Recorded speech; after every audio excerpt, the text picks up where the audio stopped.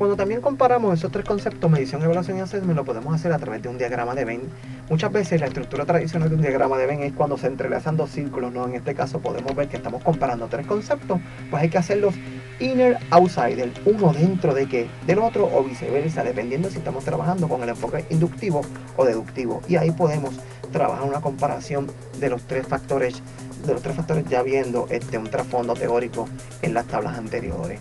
Tenemos también aquí unos principios éticos de la evaluación que se manifiestan por sí solos, se pueden entender. Algo que quiero puntualizar con ustedes es que uno tiene que tener una ética profesional. Acuérdate, todo tipo de evaluación es confidencial entre usted, padres y estudiantes. Cuando digo padres también estoy incluyendo los encargados de los mismos. Y aquí podemos ir definiendo lo que es la ética, lo que es el aspecto moral dentro del proceso de enseñanza-aprendizaje, que es fundamental que ustedes lo lean, lo analicen y traigan cualquier tipo de cuestionamiento, porque usted tiene que producir. Acuérdate que el estudiante aprende haciendo, como decía el filósofo pragmático John Dewey, learning by doing.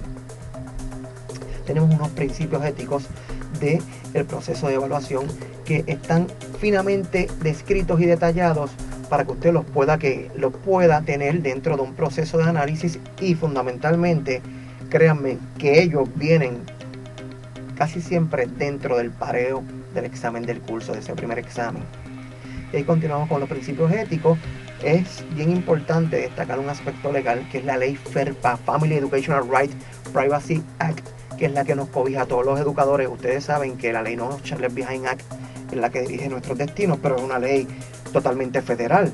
Pero porque sea federal no quiere decir que no atienda a Puerto Rico. Puerto Rico tiene que dejarse llevar en términos legales de ese tipo de ley, y dentro de esa ley pues podemos también cobijar la ley FERPA que le acabo de mencionar, donde cobija esa parte ética de cada educador. Vamos a unos términos o datos o elementos estadísticos que un maestro, un docente, un futuro profesional de la educación como ustedes tiene que tomar en cuenta siempre. Compañero, tenemos ahí por ejemplo una estadística que es la moda. Siempre la moda es la puntuación que más se repite.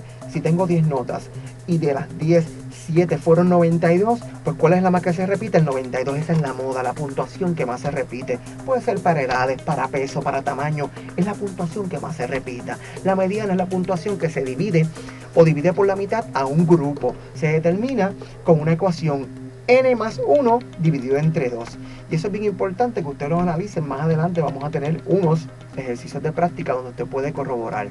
La media es la puntuación promedio del grupo. ¿Cuál fue la puntuación promedio entre esa peor nota o más baja y la más alta? Más adelante vamos a entrar en detalle. Ahí tenemos una fórmula que es específicamente para obtener la media dentro de esas evaluaciones y puntuaciones que usted obtiene de esas notas en cuestión de exámenes, pruebas cortas y ejecuciones de parte del estudiante. Desviación estándar es el promedio del grado en que las puntuaciones de un grupo se desvían de la media. Por lo tanto, para usted obtener la desviación estándar, primero tiene que tener, obviamente, la media, porque de ahí es que depende esa desviación. Ahí en la parte inferior de esta plantilla tenemos la fórmula específica para uno auscultar o identificar la desviación estándar. Medidas de tendencia central. Cuando nosotros hablamos de las medidas de tendencia central, hablamos anteriormente que es la media aritmética y promedio. Es bien importante que en esta plantilla usted pueda entender cada uno de los elementos de la fórmula, donde tenemos el símbolo de la media, tenemos la letra griega sigma, que significa la sumatoria de todas esas puntuaciones, tenemos la X, que es el número o la cantidad de puntuaciones que tenemos, y la N, que es el número total de casos. Cuando hablamos del número total de casos, es el número o la cantidad de los estudiantes que tomaron esa prueba. Aquí, en esta próxima plantilla, vemos un ejemplo para que usted pueda trabajar esas medidas de tendencia central, las cuales obviamente tienen que ser dominadas por usted, porque vienen ejercicios para que usted tenga esas medidas de tendencia central en el examen. Tenemos por ejemplo aquí la mediana. En la mediana es fundamental que usted tenga claro este detalle. Compañero, cuando los datos son impares, por ejemplo, yo tengo 11 exámenes, usted sabe que se divide en 5 y 5, pero en el medio queda una. Cuando la cantidad de datos o de pruebas o de estudiantes que tomaron la prueba es impar, es fácil, es la puntuación del medio, ¿ok? Y más adelante aquí podemos nosotros tener una oportunidad de escribirle a ustedes un ejemplo para que usted vea qué es lo que se hace cuando buscamos la mediana. Lo primero es ordenar los datos en forma ascendente, buscar el número que queda en el centro. En este caso particular podemos contar, tenemos 1, 2, 3, 4, 5, 6, 7. Al ser impar, pues tenemos que buscar qué número divide todas las puntuaciones de igual manera por la mitad. En este caso es el 13, porque tengo tres casos hacia mi derecha y tengo 3 casos hacia mi izquierda. Por lo tanto, el 13 es la mediana. Pero ¿qué sucede cuando la cantidad de casos o de pruebas o de estudiantes que tomaron la prueba o el examen es par? Miren lo que se hace. Por ejemplo, vamos a comparar en vez de exámenes, en este ejemplo, unas edades. Dice, edades de un grupo de alumnos, pues 8, 35, 13, 18, 14, 38, 6, 33, 10, 25. Hay que ordenarlo de forma ascendente. Comenzamos con el 6 y terminamos con el 38, que es la puntuación o la edad máxima en este ejemplo. Buscar el número que queda en el centro del grupo, que es el 14 y el 18. Y lo sumamos y luego dividimos por 2. Y eso entonces te va a dar que la mediana en este caso como tal. Por ejemplo, como no hay número que me divida de igual manera todas las puntuaciones, ¿qué hacemos? Sumamos las dos que se encuentran en el medio y se dividen por 2. Por lo tanto, la mediana en este caso representaría un 16 porque sumamos 14 más 18 dividido entre 2, obviamente es 32. Entre 2 me va a dar 16, en este caso así que se obtiene la mediana. Siempre importante verificar si la cantidad de datos es par o impar para entonces saber qué determinar de acuerdo a lo discutido. Tenemos la moda, que es la puntuación que más se repite. Aquí la moda es de 158 porque es la puntuación que más se repite de toda la cantidad de casos. Eso yo creo que no hay problema en cuestión de comprenderlo. Aquí tenemos unos ejercicios de práctica, disculpen, para que ustedes puedan hallar la media, la mediana y la moda con ese conjunto de números que tenemos ahí adelante. Aquí tenemos otras medidas de tendencia central con unos ejemplos para que usted pueda sacar la media, la mediana y la moda a la luz de lo discutido anteriormente. Es bien importante que usted analice esas instrucciones previas, esos datos teóricos de estas medidas descriptivas o estadísticas para que usted pueda tener claro cuáles son sus dudas y cuáles son sus fortalezas referente al tema. Cualquier duda usted la puede traer a través de la ventana de mensajes del curso para ser atendida y que usted pueda obviamente comprender, ya que esto va a ser parte de su ejecución docente en el curso, en la práctica docente y como futuro educador. Medidas de dispersión se le llaman a las medidas que permiten retratar la distancia entre los valores de la variable a un cierto valor central o que permiten identificar concentración de los datos en un cierto sector del recorrido de la variable. Una de las medidas de dispersión es el rango. ¿Cómo usted puede obtener el rango de esas valoraciones, de esas puntuaciones referentes a una prueba que usted dio, compañero?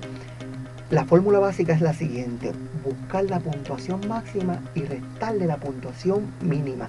En este caso, que tenemos aquí unos datos, particularmente de estaturas en centímetros de un grupo de alumnos, de estudiantes, donde tengo que identificar primero cuál fue la puntuación máxima. Pues mira, si yo me pongo a ocultar, la más alta o la máxima es 170.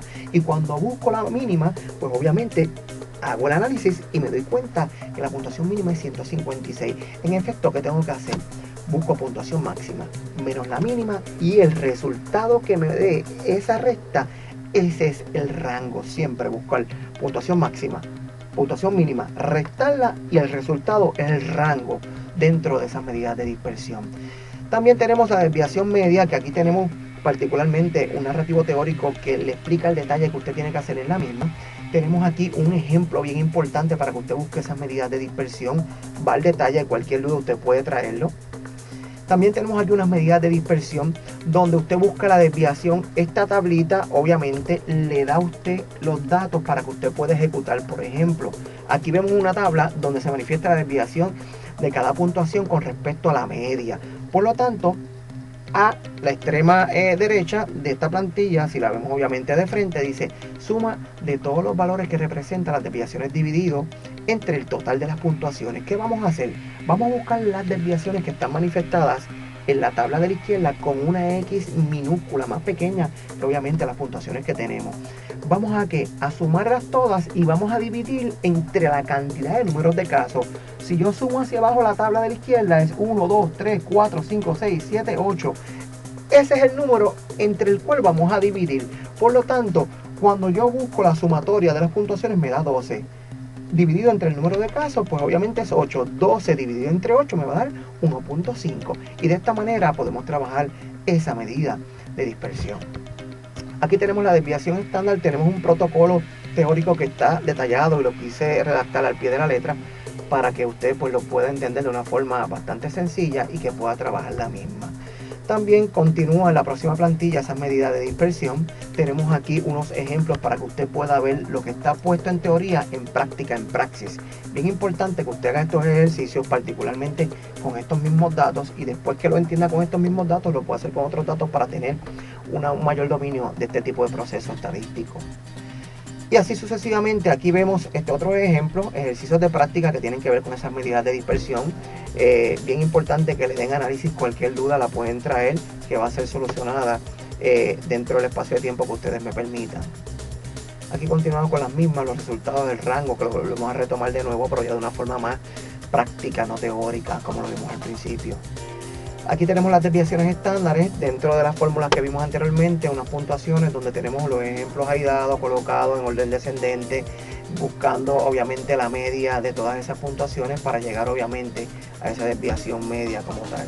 Y tenemos varios ejemplos repetitivos con otras puntuaciones de esas medidas estadísticas que vimos anteriormente.